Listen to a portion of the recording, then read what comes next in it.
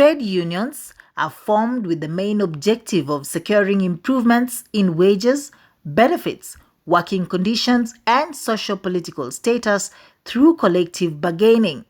For this reason, ensuring that trade unions are given all the resources needed to strengthen their participation in exercising democratic rights is pivotal.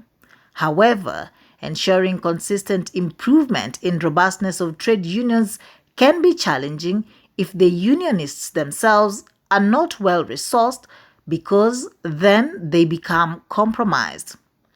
Former Sirisia Member of Parliament John Munyassia once lamented on how vulnerable unionists can be. He used to be in the board of governors of many schools whose staff members were represented by the Kenya Union of Domestic Hotels, Educational Institutions, Hospitals and Allied Workers, KUDEHA. Sometimes their representatives would go and tell them that the employees needed a wage increase. The board would say, "The school doesn't have sufficient funds for now. We can look into it next year, but for yourself, please take this for now." And the person would be given some thousands of shillings.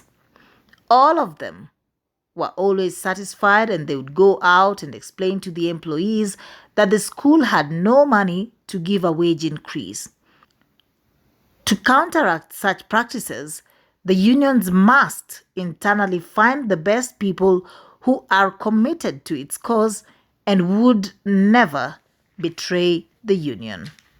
However, beyond the characters and values of the union heads, too much dependence on the national labor laws, in particular the guarantees of the check-off system, makes them vulnerable to the dictates of the employer.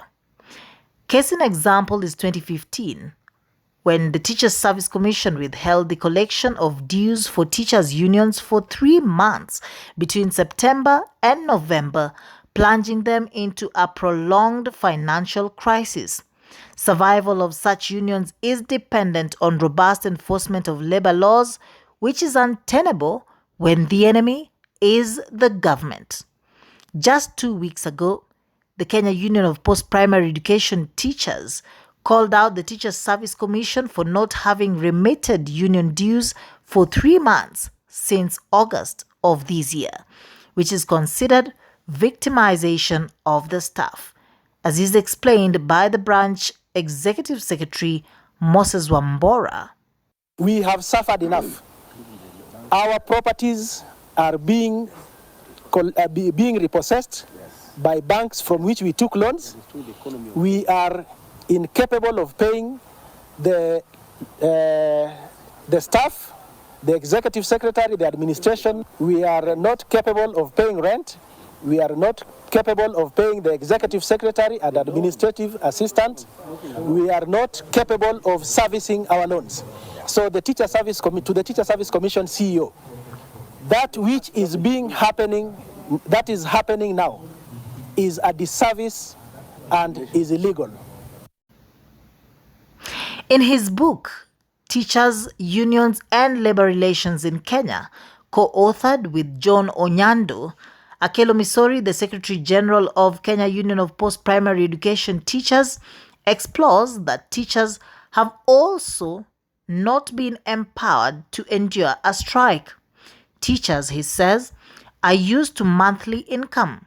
When a strike is called and the government stops salaries, they suffer untold indignity. Akelo says they should explore ways of ensuring that teachers can maintain their lifestyles without a regular salary, even for 6 months or a year. This can be through an investment account where members can save a slice of their salary in readiness for any eventuality. The investment from which a strike stipend would be withdrawn could function like any of the products that teachers buy on the market, only that the union would be involved in its management. The stipend would strengthen the spirit of the teachers and the union's bargaining power during strikes.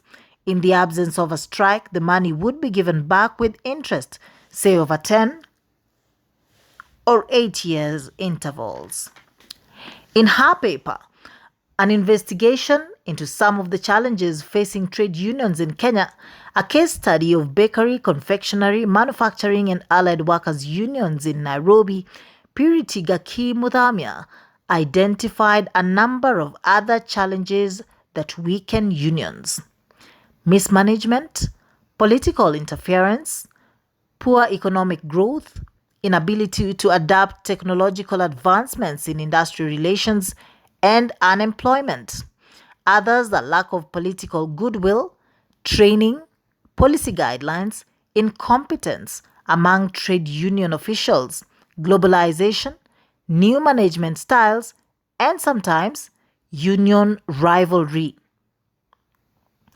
In the current strike by university dons called by the University Academic Staff Union Secretary General Dr. Wasonga Opio, he reiterates that they will go back to work only after the government fulfills what's agreed on in their CBA and return to work formula.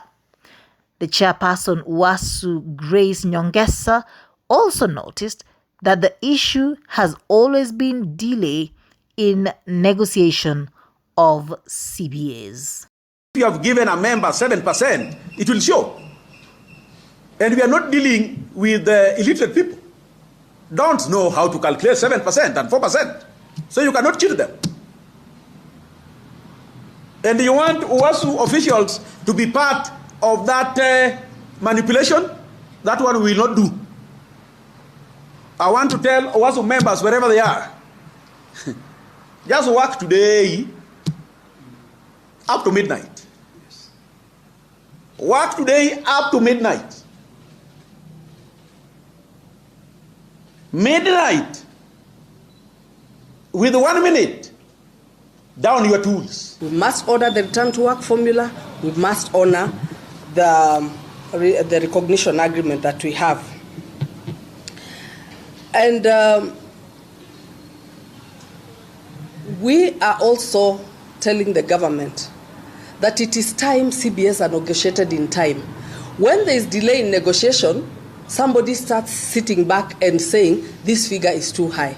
If CBAs are negotiated and implemented in time, nobody would have a problem, and that's what we are calling for. We cannot be at the end tail of our CBA and we are still being taken round and round in circle.